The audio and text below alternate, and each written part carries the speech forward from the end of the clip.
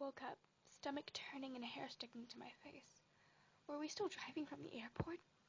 Ugh, I didn't think it'd take this long to get to a new house. I looked out the window. It seemed we were almost there. Everything felt so familiar. But I know I haven't been here before. So maybe it was just a feeling of comfort. My parents hadn't seemed to notice I had woken up.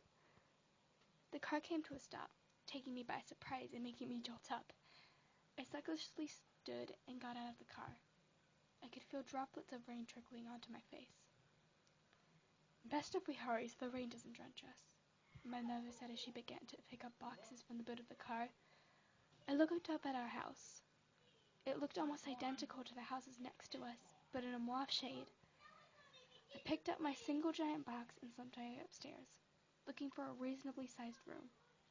Everything echoed, and it was cold due to the lack of living. I placed my box in a room that seemed like it would fit all my stuff, but still have space.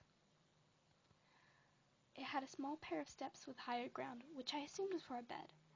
I ripped the tape off my box and looked at what I had at the top, I pulled them out and looked over the bottom, where all the larger items were.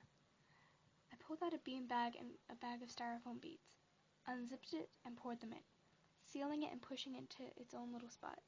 Then a desk, shelves, and other miscellaneous items were put into my room. I laid onto the beanbag I had set earlier.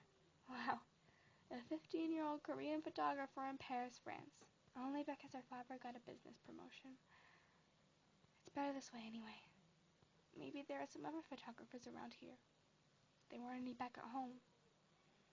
Maybe even people willing to model for photography. Nevertheless,